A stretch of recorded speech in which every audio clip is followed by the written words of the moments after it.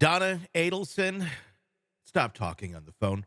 I think that would be the best advice one could give her after many jailhouse calls revealed her conversations with her son, Charlie, who has been convicted of murdering his former brother in law.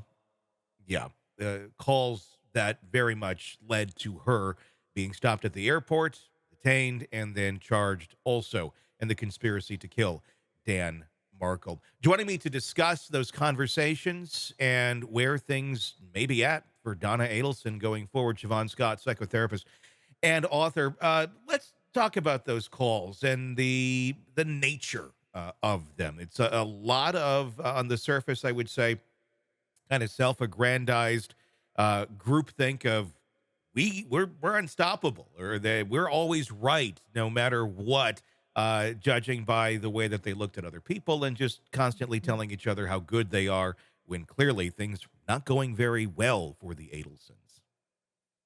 Yeah, this is a wonderful example of an entire family that's narcissistic. Hmm. Can you have a family that's narcissistic? Usually we think of it as individuals, Yeah. but when you put them together as a family system, what an example of narcissism and contempt for other people and the self-aggrandizing. I mean, it's really striking how much this is like the core of how they relate to each other.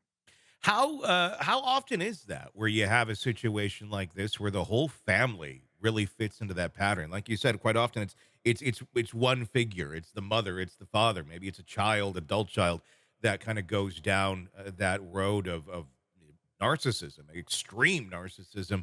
Here, it seems to be the way that the whole group thinks and functions, and doesn't seem anybody breaks out of it because why would you? This is normal. This was what life always Mhm. has been. Mhm. Mhm. Yeah, I have never known a lot of wealthy people. In fact, I don't think socially I know anybody now who's wealthy, but it's something we always think of people who consider themselves the upper class. Mhm. You'll see in sometimes political families or whatever where there's this dynasty going on and you see something that looks like, well, the whole bunch of them are narcissistic and think they're better than other people. But it's very unusual, from my vantage point to see people who talk to each other like this and have the contempt for everybody that they have. And that's what I find interesting here is you kind of look at maybe a potential defense for Donna Adelson when we're talking about someone who clearly seems extremely narcissistic in her way of thinking. But when you add the dynamic of the other people in there, a lot of times narcissists, they don't care necessarily about another human being or what's going to happen to them. A very clear defense here for Donna would be to throw Charlie under the bus and say, look, this is he says things. I don't take a lot of them seriously because a lot of them are just empty threats. Oh my gosh, this happened. Did he mention something to me? Yeah, but I didn't think it was anything. And for that, I am sorry, but I was not conspiring with my son. Something around that nature. But I don't know that she would do that because of this weird narcissistic bond that they all share. That they're not going to throw each other under the bus. Where do you think that's a possibility, or do you think that they're going to stick to this one? Almost like they share one brain, if you will. Exactly, that's putting it beautifully. I think they'll stick to this, "We are a unit," and generally in that situation, they don't turn on each other, they just double down on it. Wendy Adelson, someone who, obviously a lot of criticism about her possible involvement. Obviously, she's not been charged with any sort of crimes whatsoever. She's made a lot of statements, though, given testimony in court.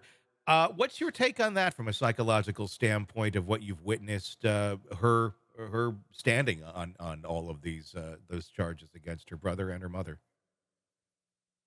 She also just seems to be a person that thinks that she's above all of this and that the rules don't apply to her. She comes off very arrogant and very, self satisfied, and that she has the right to do what she wants to do. And these were her children, and, she was going to do it her way. So. Is this a family that believes that what they did was right? Because I mean, you don't hear anything in these phone calls about the actual crime itself, at least probably for good reason. I mean, they're smart enough not to say that, but not smart enough to go into many other things. Mhm.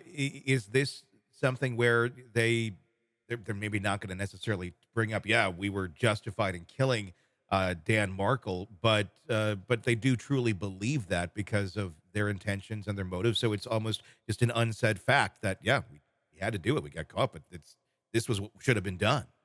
Yeah, I think you nailed it. I think that before they would take an action like that, they would come up with this whole rationale in their minds about why it's the right thing to do. And these kind of people don't question themselves. They're not reflective. They're not self-aware. And in that sense, I'm sure they will go to their grave thinking that this was something that needed to happen. And the only thing that went wrong here is that somebody talked and they got caught. Fascinating case. We'll continue to watch it as, of course, we'll have the Donna trial at some point, likely. I just wonder how many other Adelson trials we're going to see in the coming years. Mhm. Hey, it's Tony Brueski. If you like the podcast, be sure to like, subscribe, and press that bell so you don't miss any of our updates on the cases we're following for you right here at the Hidden Killers podcast from True Crime Today. And thanks